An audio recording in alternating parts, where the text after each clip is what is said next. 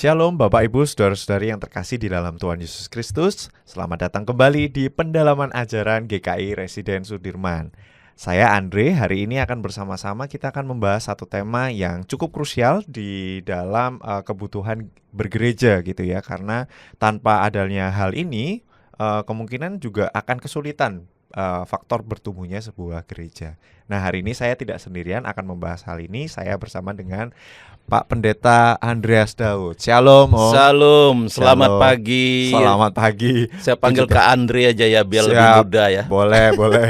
Biasanya saya dipanggilnya Pak Penatua gitu, tapi kan saya sudah tidak penatua, jadi Ya, dipanggilnya Kak Andre. Kak gitu. Andre Boleh. aja, biar kan supaya awet muda. Awet muda, siap. Betul Om. tidak pemirsa? Iya.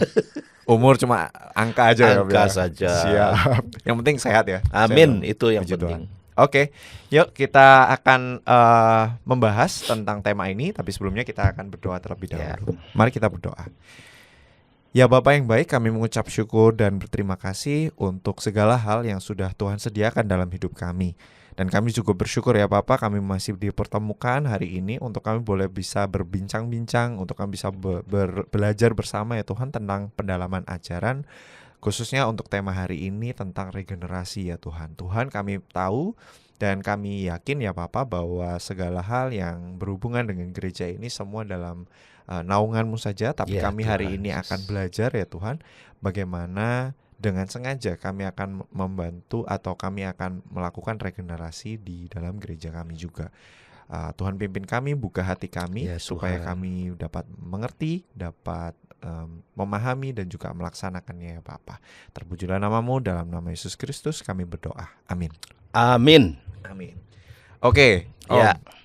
Tema kita hari ini kan duet regenerasi Paulus dan Timotius. Betul. Nah, ini yang saya tahu sebenarnya saya nggak terlalu ini juga ya, mendalami semua ceritanya. Kalau Ya. Paulus familiar masih famous Ya. ya. Kalau Timotius ini sebenarnya saya kurang mendalami juga sih sebenarnya, Om. Cuman Ya. Timotius ini kan terkenalnya masih muda tapi bijak gitu kan. Ya. Nah, kita akan bersama-sama belajar tentang kedua tokoh rasul yang terkenal gitu ya di Perjanjian Ya. Baru ini. Nah, keduanya dikenal karena Paulus memberikan catatan dalam suratnya kepada Timotius bahwa ia sungguh-sungguh memperhatikannya gitu ya. Berarti Memperhatikan Timotius. Paulus ini membimbing Betul. Timotius gitu ya, Om. Ya.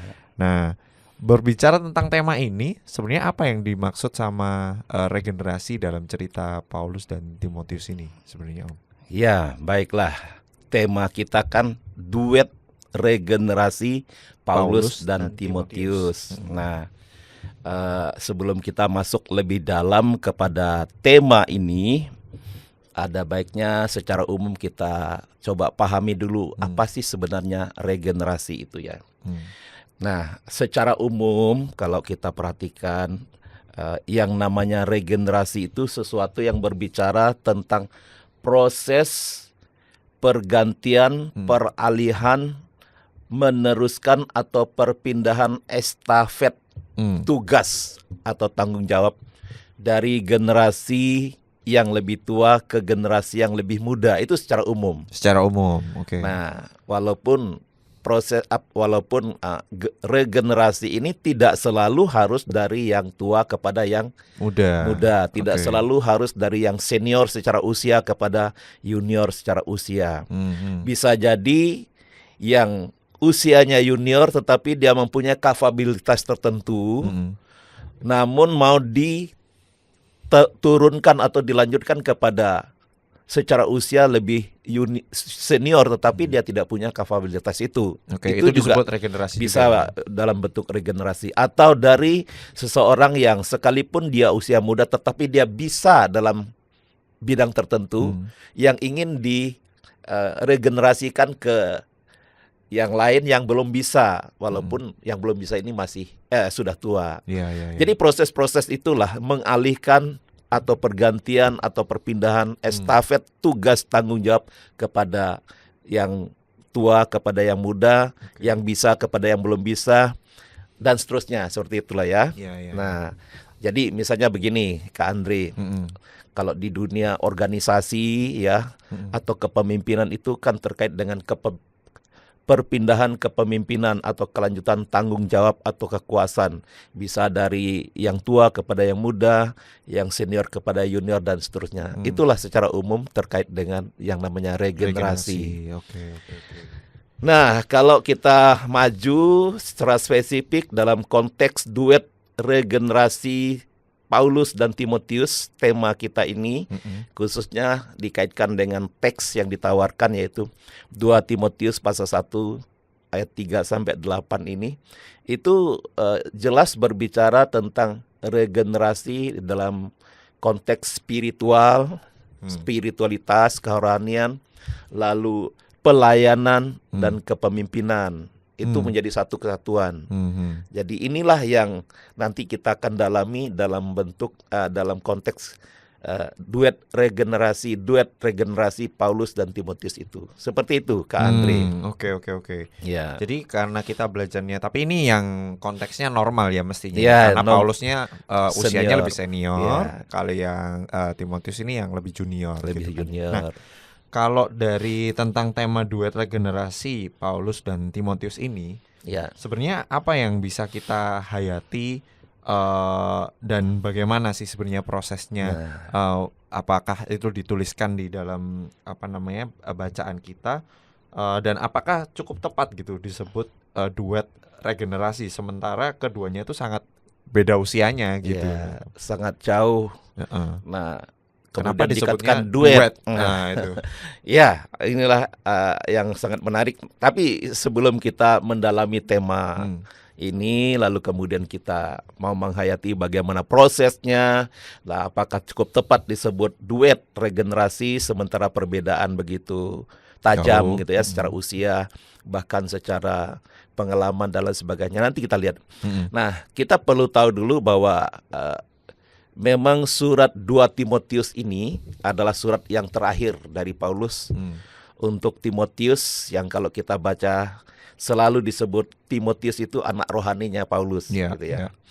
Dengan satu tujuan bahwa Timotius ini nantinya akan dipersiapkan untuk melayani secara spiritual sebagai pelayan, sebagai pemimpin umat ya, yang memang akan menghadapi tantangan yang tidak mudah.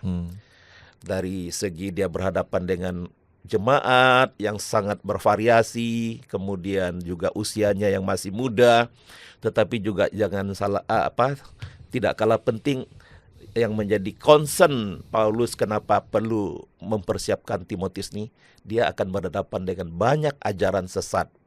Nah, sehingga kalau kita perhatikan bahwa Paulus perlu mempersiapkan Timotius dalam banyak sisi, baik itu ketangguhannya nanti, kesiapannya, ketekunan, ketaatannya dalam melanjutkan pelayanan yang akan dipercayakan kepadanya.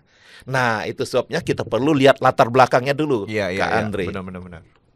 Karena kalau kita tidak melihat latar belakangnya, apa yang menjadi dasar Paulus sehingga mau mempersiapkan Timotius. Nah, Paulus berasal dari suku Benyamin. Kita tahu dalam Alkitab itu, kalau suku Benyamin itu adalah bagian dari 12 suku umat Israel yang memang terpandang gitu ya. Kemudian Paulus juga adalah seorang yang secara kewarganegaraan itu warga negara Roma loh.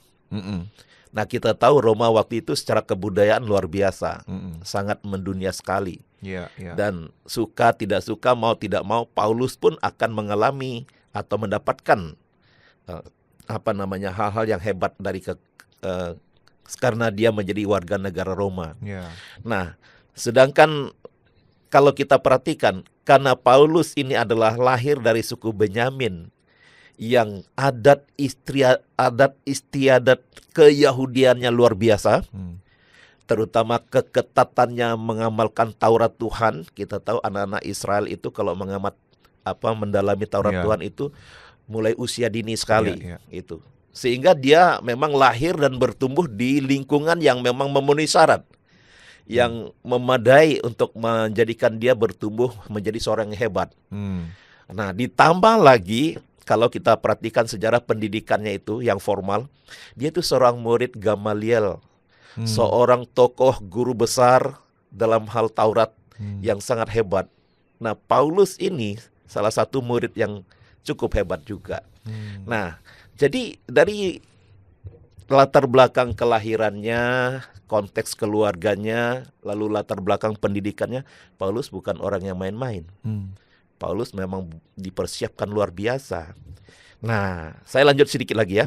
Nah, itulah sebabnya Paulus itu setelah dewasa menjadi seorang yang dikatakan sangat luar biasa. Bahkan jabatannya dia itu adalah ahli Taurat. Ahli Taurat dan pengajar agama Yahudi. Jadi kalau yang disebut ahli Taurat dan pengajar agama Yahudi itu pasti sangat menguasai dan mengamalkan Taurat Tuhan. Nah, itulah si Paulus. Dan dia juga seorang sosok yang sangat berpengaruh dan terpandang. Dari mana kita tahu? Ketika waktu itu perkembangan kekristenan mulai banyak ya. Tetapi kan agama Yahudi kan menganggap kekristenan itu ajaran sesat. Maka Paulus sebagai tokoh penting sampai berani atau punya akses ya untuk minta surat rekomendasi lah istilahnya ya. Dari imam-imam besar yang ada di Yerusalem. Untuk apa? Untuk pergi ke daerah-daerah di mana dia akan menemukan orang yang menjadi pengikut Yesus itu akan dianiaya sama dia. Jadi kalau dia bukan orang yang berpengaruh, tidak mungkin bisa dapat rekomendasi seperti itu. Nah, sehingga kita perhatikan Paulus ini betul-betul orang yang memang sangat punya kemampuan yang tinggi gitu. Baik dari segi kepemimpinan. Nah, ketika kita perhatikan kalau kita membaca di Kisah pasal 9 itu kan kisah yang sangat fenomenal ya untuk seorang Paulus yang dulunya masih bernama Saulus. Ya. Titik baliknya. Ya, titik balik dia itu ketika dia pergi ke Damsyik membawa surat rekomendasi itu untuk menganiaya setiap umat Tuhan yang dia jumpai. Kalau kita baca di Kisah 9 ayat 1 sampai 31 itu sangat menggetarkan itu. Itu sepak terjang Rasul Paulus. Nah, disitulah perjumpaannya dengan Yesus yang membuat perubahan besar dalam dirinya. Sehingga dia kemudian bertobat, lalu mengambil keputusan untuk menjadi pelayan Tuhan. Dan kalau kita perhatikan dia setelah mengambil keputusan, setelah bertobat dan mengambil keputusan untuk menjadi Rasul Tuhan Yesus Kristus, dia juga melakukannya dengan tidak main-main. Dia all out melayani. Dan kalau kita tahu Rasul Paulus itu menulis 13 surat loh yang ada di dalam kitab kita. Itu kenapa bisa begitu? Karena memang dia berangkat dari keluarga yang memang mendidik dengan baik, lalu terdidik secara formal dari guru yang bernama Gamaliel itu tadi, dan dia seorang yang memang punya kemampuan lah ya. Itu Paulus. Nah, dari segi profil aja udah ini ya, good quality sekali. Good quality. Nah, karena nanti kita akan coba kaitkan dengan Timotius, kita sedikit melihat latar belakang Timotius ya. Timotius ini adalah anak yang lahir dari perkawinan campur. Ayah Timotius itu orang Yunani yang dalam tanda petik tidak percaya Yahweh. Oh, Yunani itu tidak percaya Yahweh.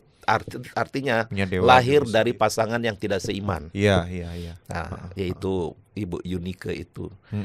Nah, dari sisi dia lahir dari pasangan yang demikian saja, kita melihat bahwa memang Timotius sudah mulai ada sesuatu yang kurang di dalam dirinya. Kita bayangkanlah seorang anak yang lahir dari pasangan yang tidak seiman. Cara pandang satu sama lain pasti berbeda. Dan itu sangat mempengaruhi tumbuh kembangnya. Tapi puji Tuhannya, yang saya harus sampaikan bahwa si Timotius ini mempunyai nenek yang bernama Lois, kemudian mama yang bernama Eunike itu dalam tanda petik secara kerohaniannya bagus. Sehingga sekalipun dia suaminya Eunike itu tidak seiman dengan dia, tetapi dia tetap mendidik, mengajar anaknya dengan iman yang benar. Sehingga Timotius itu bisa bertumbuh secara spiritual dengan baik melalui nenek dan mama yang takut akan Tuhan. Nah, itulah sebabnya sampai Paulus mengakui Kalau kita membaca, perhatikan di dalam 2 Timotius 1 ayat 5 itu, coba dibaca 2 Timotius. di sini. Oh, sorry. Pasal 5 ini.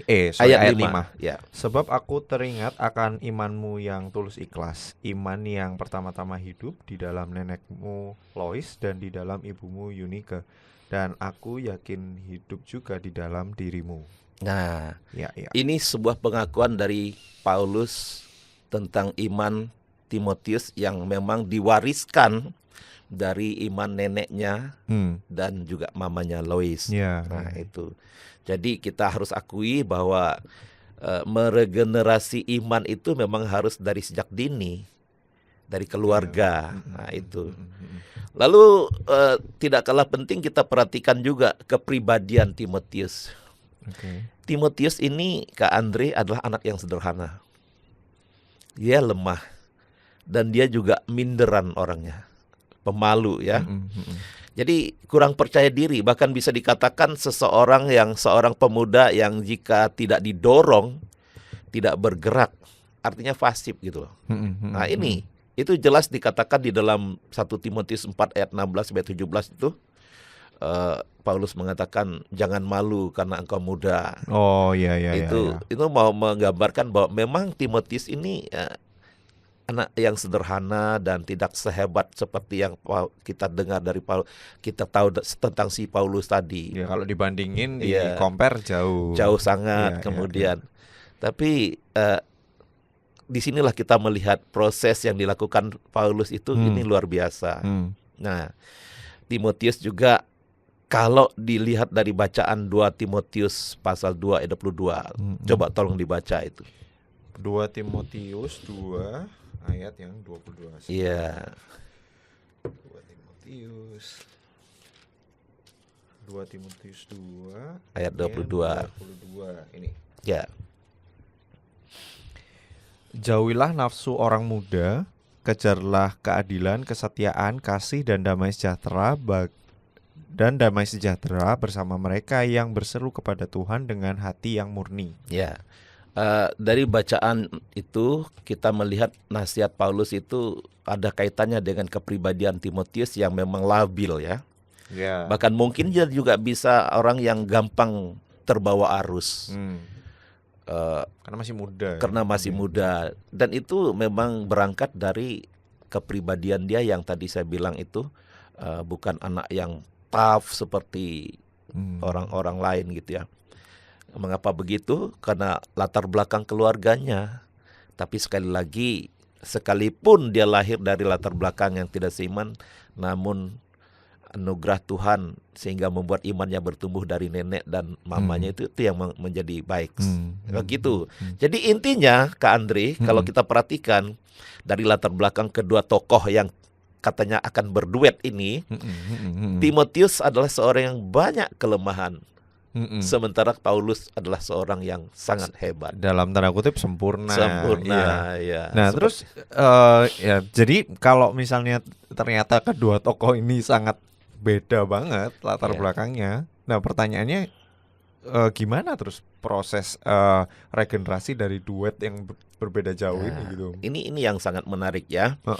Nah, ada satu hal yang memang menjadi nilai positif dari Timotius adalah dia memang, puji Tuhannya ya, sekali lagi saya katakan, sudah mengenal iman yang benar sejak dini dari neneknya Lois dan ibunya Yunike. Itu menurut saya sedikit banyak menjadi modal yang baik untuk dia. Ya, anugerah Tuhan juga. Anugerah Tuhan juga. Kemudian ketika Paulus melakukan ini, kita lihat perjumpaan mereka ya. Perjumpaan Paulus dengan Timotius itu ada hal yang sangat menarik. Ketika Paulus melakukan pelayanan misi yang kedua, Paulus itu kan melakukan pekerjaan pelayanan misi setelah dia bertobat itu beberapa kali. Dan ini kali yang kedua. Nah, dia bersama rombongan itu masuk ke kota Listra. Listra ini tempat kelahirannya Timotius ya. Kemudian disitulah awal perjumpaan mereka, Paulus dan Timotius. Dan Paulus ini langsung tertarik untuk melibatkan Timotius dalam pelayanan. Nah, ini juga menurut saya adalah sesuatu yang bukan kebetulan ya, tetapi memang Tuhan yang mengatur. Rancangan Tuhan. Ya, sekali lagi, sekalipun Timotius banyak kelemahan, tetapi dia di mata masyarakat itu menyenangkan. Bahkan dia dijuluki orang yang baik. Orang yang baik. Ya, karena memang bertumbuh dari iman melalui nenek dan mamanya itu tadi. Nah, disitulah kemudian Paulus tertarik untuk melibatkan Timotius dalam pelayanan misi selanjutnya. Kalau kita perhatikan, coba dibaca Kisah pasal 16 ayat 1 sampai 3. Sebentar, Kisah pasal 16 ayat 1 sampai 3. Ayat 1 sampai 3. Ya. Perikopnya, Timotius turut serta dengan Paulus. Ya. Paulus datang juga ke Derbe dan ke Listra. Di situ ada seorang murid bernama Timotius. Ibunya seorang Yahudi dan telah percaya, sedangkan ayahnya seorang Yunani. Timotius ini dikenal baik oleh saudara-saudara seiman di Listra dan di Ikonium. Dan Paulus mau supaya dia menyertainya dalam perjalanan. Paulus menyunatkan dia karena orang-orang Yahudi di daerah itu, sebab setiap orang tahu bahwa ayahnya orang Yunani. Ya, ini Timotius itu backgroundnya. Timotius itu sudah dewasa itu. Sudah dewasa. Tapi belum disunat. Ya. Karena orang Yunani kan tidak mengenal budaya sunat. Ya. Nah, itu saja sebenarnya dia punya keperbedaan. Sedangkan Paulus ini kan memang orang Yahudi tapi warga negara Romawi. Nah, makanya kemudian dia disunat oleh Paulus. Nah, jadi begini, ketertarikan Paulus itu mulainya dari situ. Nah, kemudian proses duet regenerasi Paulus dan Timotius itu kemudian terjadi ketika Paulus selalu mengajak. Nah, ini kita selalu mengajak, melibatkan, melatih, dan mempercayakan pelayanan-pelayanan kepada Timotius. Itu ada banyak datanya ya. Nah, kalau Kak Andre nanti bisa sempat membaca, mereka bersama-sama melewati banyak wilayah di sekitar Laut Mediterania. Misalnya Timotius dilibatkan dalam pelayanan di Athena.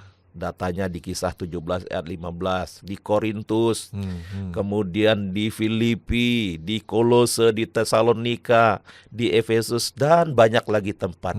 Nah, menurut saya proses regenerasi duet Paulus dengan Timotius itu sangat menarik, sangat indah sekali. Karena kita tidak menjumpai ada, ini tools yang kamu harus pelajari. Kamu harus begini, kamu tidak boleh begitu. Nggak ada. Tapi yang dilakukan Paulus dalam proses regenerasi duet dengan Timotius itu memperlihatkan. Dia melakukan, Timotius melihat, lalu kemudian melibatkan. Kalau melibatkan misalnya Kak Andre melakukan sesuatu tapi sesekali mempercayakan kepada saya. Nah, itu melibatkan. Itu kan tidak terstruktur. Lalu kemudian melatih, mempercayakan pelayanan-pelayanan yang dilakukan oleh Paulus kepada Timotius. Itu proses regenerasi duet Paulus dan Timotius yang menurut saya sangat mengalir, sangat menikmati rasanya Timotius. Padahal Timotius itu kan orang yang lemah. Berarti sebagai sebagai senior, Paulus ini adalah seorang leader yang baik. Sangat gitu baik. Karena dia bukan cuman dikasih ini lakukan itu, tapi dia memberi contoh. Dan Timotius di situ menyaksikan. Gitu kan. Setelah itu dilibatkan juga, dikasih tahu ini kalau kamu boleh ambil bagian di sini, gitu ya. Terus nanti lama-kelamaan akan terregenerasi seperti itu. Itulah proses regenerasi yang saya katakan ini benar-benar duet. Jadi Paulus itu benar-benar melepaskan statusnya yang hebat-hebat itu tadi, dianggap sahabat lah, dianggap teman. Dan inilah yang memungkinkan Timotius itu bertumbuh luar biasa, sekalipun dia tadi saya katakan banyak kelemahan. Nah, regenerasi ini memang tidak terstruktur, tidak ada kurikulumnya. Tetapi justru inilah yang membuat akhirnya Timotius bertumbuh luar biasa. Bahkan saya percaya Paulus juga bertumbuh. Jadi sama-sama bertumbuh. Maka kemudian puncaknya Kak Andre, setelah sekian lama bersama-sama dengan Paulus itu, Paulus kemudian mempercayakan Timotius untuk menggembalakan jemaat di Efesus loh. Dan itu yang dicatat di 2 Timotius pasal 1 ayat 3. Dan menurut catatan tradisi, tidak ada di Alkitab itu karena memang ini catatan tradisi, Timotius itu ditabiskan oleh Paulus sebagai pemimpin umat di Efesus. Coba kita bayangkan.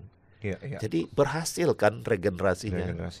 Dengan tidak mengedepankan siapa Paulus dan siapa Timotius. Ini anak pupuk bawang, tidak bisa apa-apa. Dan sementara Paulus orang hebat. Dan ternyata proses regenerasi yang bisa dikatakan duet itu adalah apa yang disampaikan, apa yang ditunjukkan, apa yang diteladankan oleh Paulus itulah yang bisa diserap oleh Timotius. Nah, kalau kita perhatikan regenerasi kan, wah, kita melihat toolsnya banyak sekali ya. Prosesnya begini, kurikulumnya begini, itu tidak salah. Tetapi kalau tidak dibarengi dengan pendampingan sebagai sahabat, sebagai teman yang penuh kasih, dan tidak memberi diri, sesekali menempatkan diri seperti yang dikaderkan itu agak bahaya juga. Ya jadinya kayak orang kerja aja gak sih Om? Kebanyakan gitu soalnya ya. Maksudnya dalam artian mungkin karena ya kondisi lah ya, kondisi karena pekerjaan dan sebagainya ya, yang akhirnya seringkali proses regenerasi itu memang tidak bisa. Kalau yang saya baca hari ini kan sangat indah sekali gitu regenerasinya. Jadi mestinya kita hari ini cukup belajar cukup dalam nih dari Timotius dan juga Paulus dan juga Timotius, bagaimana regenerasi itu diberikan metodenya itu seperti itu, diberikan contoh, didampingi sebagai seorang sahabat dan sebagainya. Nah, dari ini tadi kan ceritanya akhirnya Timotius setelah itu ditabiskan tuh sama Paulus, pemimpin jemaat di Efesus. Nah, jadi pemimpin jemaat Efesus gitu. Nah, kalau gitu apakah regenerasi Paulus dan kepada Timotius itu selesai sampai di situ aja? Nah, ini pertanyaan baik sekali ya, yang memang harus kita pikirkan juga kalau kita mau mempersiapkan atau meregenerasikan umat Tuhan, kaum muda di gereja kita ya. Nah, harus kita ketahui Kak Andre, surat 1 dan 2 Timotius ini benar-benar ditulis dengan tujuan untuk meneguhkan, menguatkan, dan memantapkan Timotius untuk melayani. Sekalipun surat ini namanya surat kan berarti isi hatinya Paulus. Paulus tidak lagi bersama dengan dia. Tetapi melalui surat itu sebagai mentor, proses mentoring terhadap Timotius yang sudah dipercayakan pegang jemaat itu tadi. Walaupun mereka tidak lagi bersama-sama. Kenapa? Paulus tahu bahwa kamu masih muda nih Timotius. Dan asam garam pelayanan memang kamu belum banyak. Belum seperti saya. Misalnya kan gitu yang Paulus pikirkan. Itu sebabnya padahal dalam pelayanan itu pasti kamu akan mengalami kesulitan, tantangan, masalah yang tidak mudah, termasuk ajaran-ajaran sesat. Itu sebenarnya yang menjadi tujuan kenapa Paulus sampai menulis 2 surat untuk Timotius yang sudah berada di sebuah jemaat. Itu sebuah mentoring yang sustainable ya, untuk Timotius, anak rohaninya itu dan tadi. Lengkap gitu rasanya. Dia tahu kelemahan Timotius, dia tahu kemampuannya, tapi dia juga bersyukur karena Timotius ini mau belajar, setia, dan orangnya gampang diarahkan, misalnya seperti itu. Jadi bagi saya, kenapa 2 dan 1 Timotius ini, kan kalau kita membaca surat 1 dan 2 Timotius itu sangat pribadi sekali. Selalu disebut kepada anak rohaniku. Seperti itu. Oh, ditulis gitu ya? Ada, coba perhatikan itu. Nah, nanti kita akan masuk di situ. Itu berarti memang mentoring atau regenerasi itu tidak berhenti pada ketika melihat orang itu sudah jadi. Sudah jadi as if sudah punya jabatan atau sudah punya agenda di situ. Sudah mampu memimpin dan sudah dipercayakan sehingga ini istilahnya kan dia sudah bisa nih. Ya, Sudah jadi. betul. Tapi ternyata Paulus tidak melihat itu stop. Ini harus dilanjutkan. Ya. Sampai kemudian 2 surat inilah yang mewakili pribadinya untuk mementoring, membimbing, kemudian melanjutkan supaya Timotius ini cakep menghadapi tantangan-tantangan. Nah, yang terjadi sekarang ini kan seringkali gereja atau siapalah ya, ketika orang itu kelihatan sudah bisa melayani, udah dibiarkan aja. Betul. Bahkan tidak jarang malah kalau salah malah dimarahin. Betul. Tapi ini Timotius Paulus tidak begitu. Ya. Dia malah menulis surat yang sangat pribadi yang menunjukkan bahwa sifatnya menguatkan, menuntun, mengarahkan kembali. Kalau kamu nanti menghadapi ini, kamu harus kuat dan sebagainya. Itu loh. Jadi pertanyaannya tidak berhenti. Proses duet regenerasi itu tidak berhenti. Setelah Paulus mempercayakan Timotius menjadi gembala di Efesus, tetap dilanjutkan. Melalui apa? Melalui 2 surat yang dia tulis itu, 1 dan 2 Timotius itu. Seperti itu, Kak Andri. Oke. Ya sebenarnya ini sudah sangat membekali kita gitu ya dalam hal tentang regenerasi, dan semoga dari obrolan kita yang sampai sekarang ini itu benar-benar bisa menginspirasi ya untuk pelayanan kita di gereja kita juga gitu. Nah, ini kita lanjut ya. Berangkat dari penguraian atau penjelasan yang tadi di atas tuh. Proses regenerasi yang mencakup spiritualitas, pelayanan dan kepemimpinan tuh sebagai satu paket dan dimulai sejak masih anak-anak sampai dewasa. Bahkan terus berlanjut, sustainable ya, maksudnya terus continuity-nya ada terus. Nah, sebenarnya kira-kira pelajaran yang paling praktis yang kita bisa pahami sebagai gereja atau kita jadikan pedoman itu apa? Oke, baik. Ini saya rasa memang kita harus bersyukur ya dengan bagaimana Paulus meng-coaching, kemudian mementoring secara terus-menerus kepada anak rohaninya. Betul. Sehingga kemudian menjadi seorang yang menurut saya setelah itu Timotius bisa dikatakan cakep lah dalam pelayanan ya. Proses regenerasi itu pertama harus dimulai sejak dini, Kak Andri. Kalau di konteks gereja sebagai institusi sejak sekolah minggu, itu jangan kita berpikir sekolah minggu itu hanya sebuah komisi yang penuh dengan program-program, tapi itu juga harus masukkan proses regenerasinya. Bagaimana 3 poin paket ini tadi, spiritualitas, pelayanan, kemudian kepemimpinan. Itu harus dimasukkan. Kemudian remaja, pemuda, dewasa, sampai lansia, sampai tutup usia. Nah, proses regenerasi harus dilakukan bersengaja. Harus didesain ya. Secara formal perlu dibuat struktur, desain, kemudian kurikulumnya. Itu secara formal. Penting.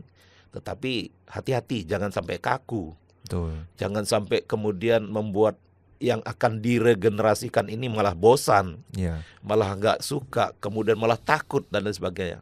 Maka sekalipun secara formal nanti ada mekanismenya, metodenya, lalu kurikulumnya, tapi sebaiknya se-fleksibel mungkin, se-organik mungkin, sehingga dinikmati. Betul. Nah, kemudian kedua, proses regenerasi yang kita pelajari dari Paulus dan Timotius itu betul-betul menjadikan sahabat, teman yang tidak ada unsur memerintahnya di sana. Betul. Tidak ada unsur menilainya di sana. Tidak ada unsur menyalahkan, tetapi betul-betul membimbing. Nah, ini yang dilakukan Paulus. Jadi bisa dua hal bisa dilakukan, Kak Andre. Bisa secara struktural, bisa secara bersahabat yang tidak menakutkan gitu ya. Kalau secara struktural kan ada jadwalnya, ada segala macam. Itu kadang-kadang kalau tidak baik-baik dikemas itu bisa membuat kurang menyenangkan. Betul. Kan setiap orang punya caranya sendiri. Berinteraksi dengan orang kan. Nah, dua-duanya bisa dilakukan. Nah, ini yang dilakukan oleh Timotius proses regenerasi bisa dalam kemasan berteman, bersahabat, dalam hidup sehari-hari. Dan ini yang ditunjukkan oleh Paulus kepada Timotius. Dan jangan lupa Kak Andre, hindari hierarki. Nah, ini penting.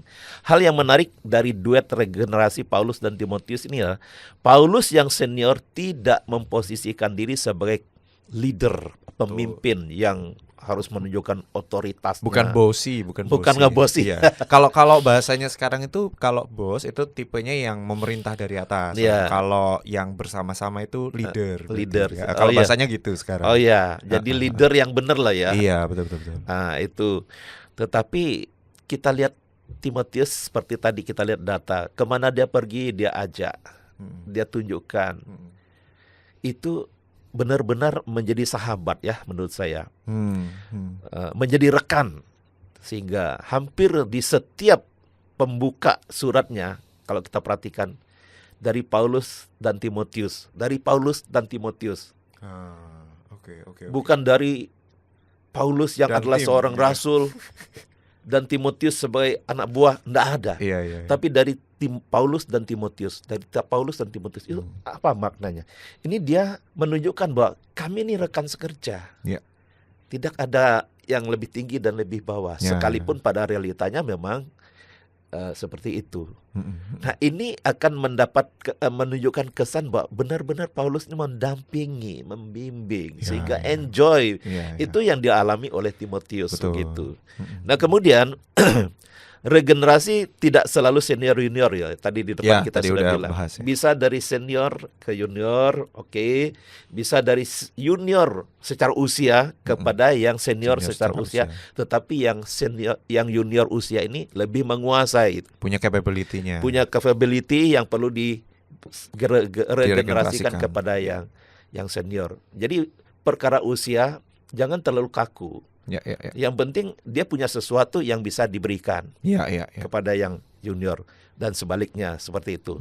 Nah, maka kalau kita perhatikan penekanan Paulus membangun relasi yang baik sebagai rekan sahabat dengan mendampingi, melibatkan dan memberi kesempatan seluas-luasnya kepada Timotius. Saya selama membaca 1-2 Timotius itu tidak menemukan ada kata Paulus menyalahkan, mencela dan lain sebagainya. Itu sangat bagus sekali. Dan inilah yang kemudian proses duet regenerasi Paulus dan Timotius ini menjadi sangat berhasil. Seperti itu. Tapi kalau misalkan, sorry Om tanya dikit. Ya. Kalau misalkan aku kan kurang membaca secara detail nih kalau ininya. Cuman apakah di suratnya, maksud saya gini, kalau mengevaluasi masih ada ya? Ada. Nah, berarti itu ada tetap elemen penting tetap ya. ada mengevaluasi, Diingatkan. mengingatkan sering sekali. Iya. Nah, kalau kita membaca khususnya di pasal 2 Timotius 1 ayat 3 sampai ayat 8 itu banyak kalimat-kalimat mengingatkan. Nah, perhatikan, coba dilihat 2 Timotius 1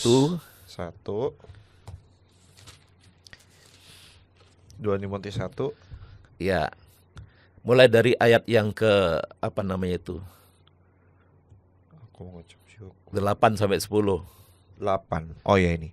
Apa? Jadi janganlah malu bersaksi tentang Tuhan kita, dan janganlah malu karena aku seorang tahanan karena Dia, melainkan ikutlah menderita bagi Injil dengan kekuatan Allah. Nah, sudah berhenti sampai di situ. Iya. Saya mau kasih pemahaman di sini. Di sini peringatan atau kalimat Paulus janganlah malu itu, Paulus sebenarnya mau menasihati Timotius.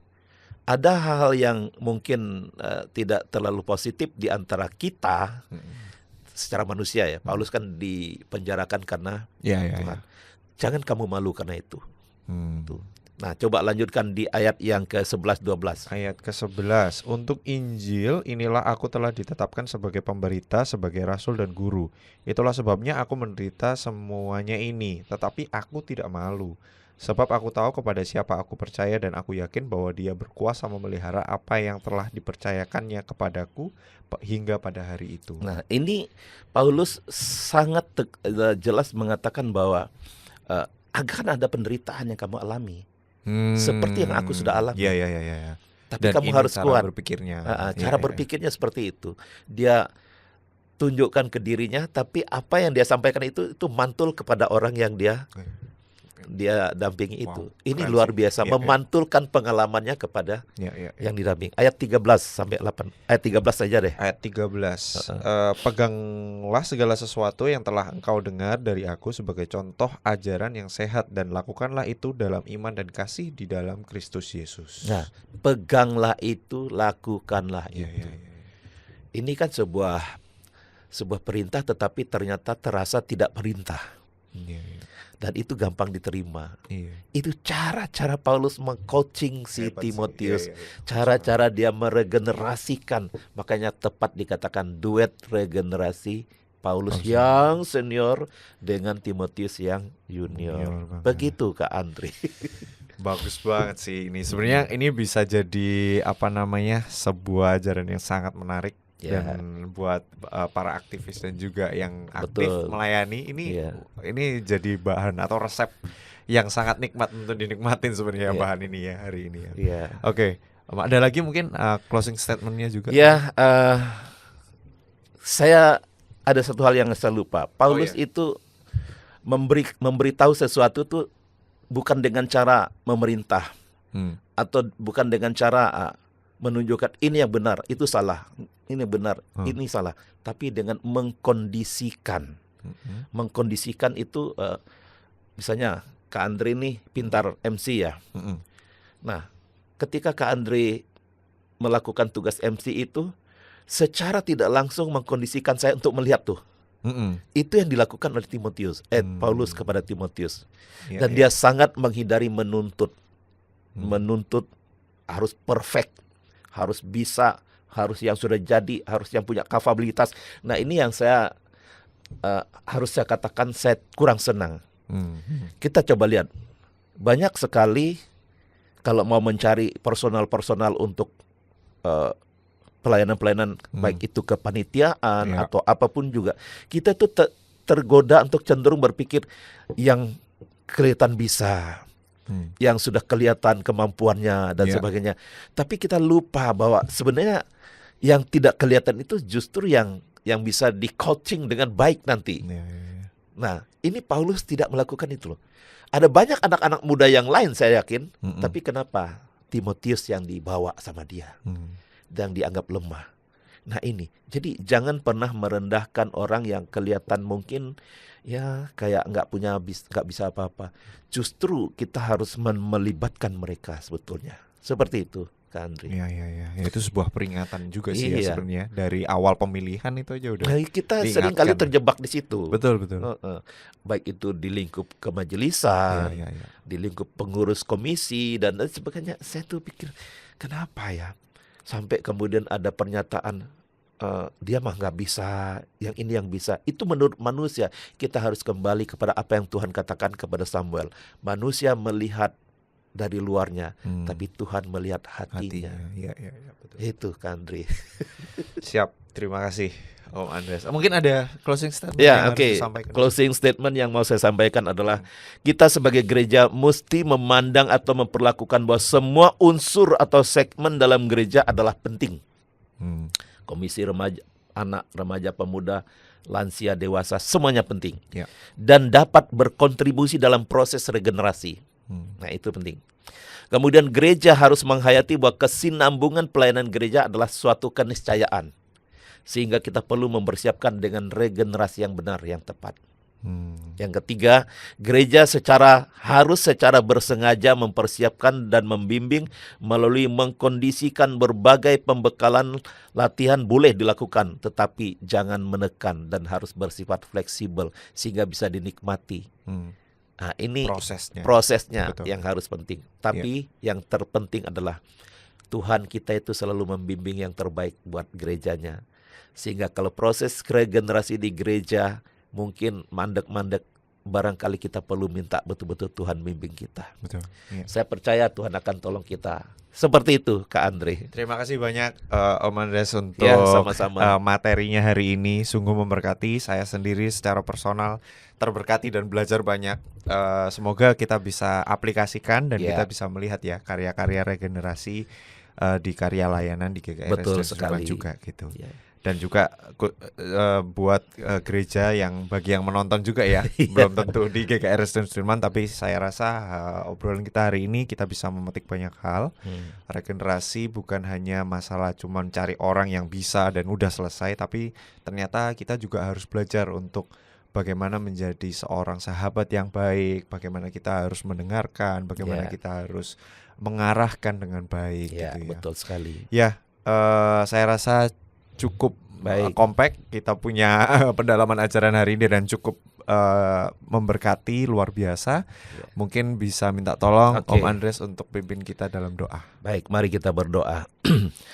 Ya Tuhan, kami bersyukur firman-Mu selalu menunjukkan hal-hal baik yang perlu kami pelajari, pahami, hayati, bahkan terapkan ketika kami ingin maju bersama sebagai gereja yang terdiri di berbagai elemen, maju bersama dalam spiritualitas, dalam pelayanan, bahkan dalam kepemimpinan yang tentu membutuhkan proses regenerasi yang tepat dan benar. Seperti yang telah ditunjukkan hamba-Mu Paulus kepada anak rohaninya Timotius, sehingga kemudian menjadikan Timotius sebagai seorang pribadi, walaupun masih muda tetapi cakap melayani. Terima kasih untuk pelajaran hari ini Tuhan. Kiranya kami juga boleh digerakkan, digugah untuk belajar walaupun tidak seperfect apa yang dilakukan oleh Paulus terhadap Timotius. Tapi paling tidak kami juga tergerak hati bahwa di sekeliling kami, di semua segmen adalah orang-orang yang Tuhan siapkan untuk dipercayakan ke depan menjadi pelayan-pelayan Tuhan yang cakap di gereja Tuhan, khususnya di GKI Residen Sudirman ini. Terima kasih Tuhan untuk apa yang telah kami perbincangkan ini. Kalau ada sesuatu yang tidak berkenan di hadapan Tuhan, Engkau ampuni kami Tuhan. Engkau berkati setiap pemirsa yang menyaksikannya. Berkati setiap kami ya Tuhan. Di dalam nama Yesus kami berdoa. Haleluya. Amin. Amin. Terima kasih. Tuhan memberkati. Tuhan berkati juga. Demikian Bapak Ibu untuk pendalaman ajaran kita hari ini. Semoga semuanya dapat terberkati dan dapat belajar serta mempraktekannya dalam kehidupan bergereja. Tuhan berkati kita semua. Shalom. Shalom.